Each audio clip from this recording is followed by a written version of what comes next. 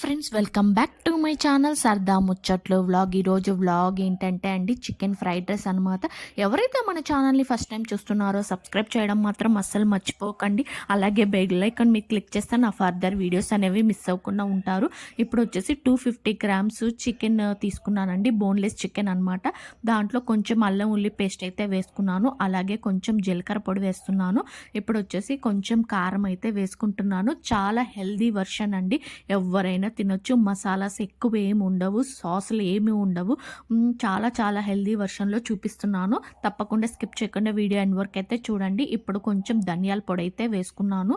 ఆ తర్వాత కొంచెం గరం మసాలా అయితే వేస్తున్నాను. ఇక్కడ ఒక్కటే గరం మసాలా యూస్ చేస్తున్నానండి, ఫ్రైడ్ రైస్లో ఏమీ యూస్ చేయను. స్కిప్ చేయకుండా చూడండి, మీకు అర్థమవుతుంది.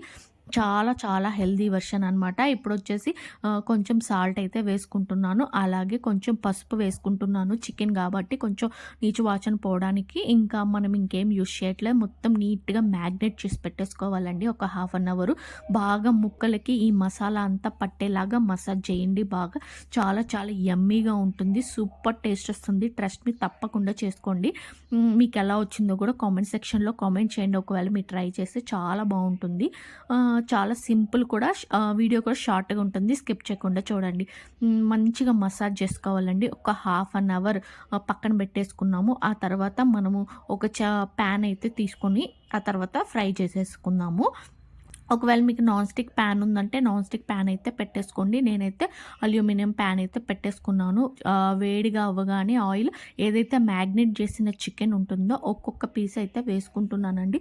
బోన్లెస్ కాబట్టి మనకి ఈజీగా ఉడికిపోతుంది కూడా, లోపలంతా సాఫ్ట్గా వచ్చేస్తుంది, ఎక్కువ టైం ఏం పట్టదు. సో మొత్తం అన్ని ముక్కలు వేసేసుకొని నీట్గా ఫ్రై చేసుకోండి. వేసిన ఒక 10 మినిట్స్ వరకు కదిలివాకండి, అవే ఆటోమేటిక్గా లేసి వచ్చేస్తాయి అన్నమాట. కాకపోతే నేను వచ్చేసి అల్యూమినియం దాంట్లో చేస్తున్నా కాబట్టి నాకు కొంచెం కింద అతుక్కుంటుంది. మీరు మంచిగా నాన్ స్టిక్ ప్యాన్లో అయితే చేసేసుకోండి. బాగా ఫ్రై అయిపోయినాయి, చూసారు కదా, ఇలా రెడ్గా రావాలన్నమాట. ఇలా రెడ్గా వచ్చినప్పుడు పక్కకైతే తీసి పెట్టేసుకుందాము. తీసి పెట్టేసుకొని తర్వాత ఫ్రైడ్ రైస్ అనేది స్టార్ట్ చేద్దాము. ఫ్రైడ్ రైస్ స్టార్ట్ చేసే ముందు నేను వచ్చేసి ఇదే ఆయిల్ ఉంచేసుకుంటున్నానండి. మీరు కావాలంటే కింద అతుక్కొని ఉంది కాబట్టి చేంజ్ చేసుకోవచ్చు, బట్ నాకు అదంతా మసాలా ఫ్లేవర్ కాబట్టి ఏది కూడా మిస్ అవ్వకూడదు అని చెప్పేసి నేను అలాగే ఉంచేసి 2 ఎగ్స్ అయితే తీసుకొని బీట్ చేసేసి దాంట్లోనే వేసేసుకుంటున్నాను. ఇన్ కేస్ మీకు అలాగా మసాలా కొంచెం అట్లా ఇష్టం లేదు అనుకుంటే తీసేసుకోవచ్చు. మంచిగా ఎగ్ని ఇలాగేసి ఒక 2 మినిట్స్ ఇట్లాగా ఉంచేస్తే బాగా ప్లఫీగా వస్తుంది. కొంచెం కొంచెం జరుపుకుంటూ ఉండాలి. జరుపుకుంటూ మొత్తం నీట్గా చేసుకొని మొత్తం ఫ్రై చేసేసుకోండి. ఎగ్ మొత్తము ఫ్రై చేసుకొని చిన్న చిన్న పీసెస్గా చేసి పెట్టేసుకున్న తర్వాత మన ఫ్రైడ్ రైస్ అనేది స్టార్ట్ చేసుకోవచ్చు అనమాట. ఇలా చేసి పెట్టేసుకున్నాను నీట్గా నేనైతే. నాకైతే చాలా బాగా వచ్చింది ఫ్రైడ్ రైస్, సూపర్ టేస్ట్ ఉంటుంది. ఇంకా అదే ప్యాన్ని కొంచెం కడిగేసి నేనైతే ఇప్పుడు క్యారెట్ తర్వాత ఆనియన్స్ వేసుకున్నాను. మీరు కావాలంటే బీన్స్ కూడా వేసుకోండి. అండ్ మనకొచ్చేసి మీకు నచ్చిన వెజిటేబుల్స్ అన్నీ వేసుకోవచ్చు, బట్ నా దగ్గర ఇవి అవైలబుల్ ఉన్నాయి, ఇవి వేసుకున్నాను. ఇప్పుడు వచ్చేసి కొంచెం కరివేపాకు, ఆ తర్వాత పచ్చిమిర్చి వేసుకుంటున్నాను. కరివేపాకు వేసుకోవడం వల్ల ఫ్లేవర్ చాలా చాలా బాగుంటుందని మిస్ చేయకుండా వేసుకోండి. ఈ వెజ్జీస్ ఉడకడం కోసం, కొంచెం రోస్ట్ అవ్వడం కోసం కొంచెం సాల్ట్ అయితే వేసుకుంటున్నాను.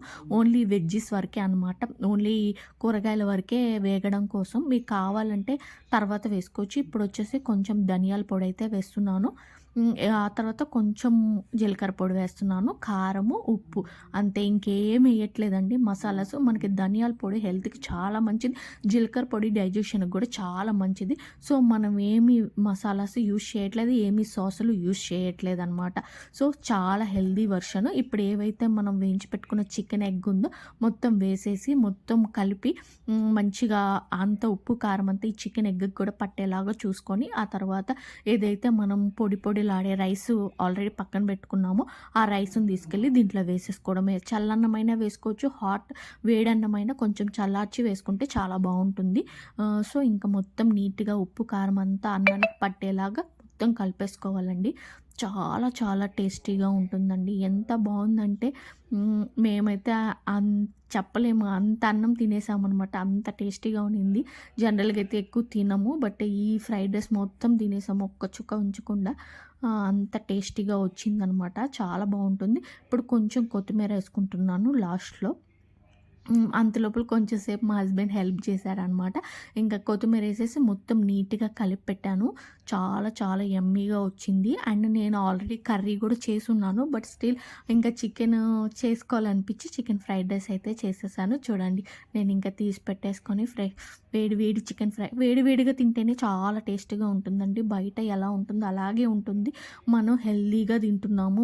ఏమి అజినోమోటోస్ లేకుండా, ఏమి సాసులు లేకుండా హెల్తీగా తింటున్నాము. మీరు ట్రై చేయండి.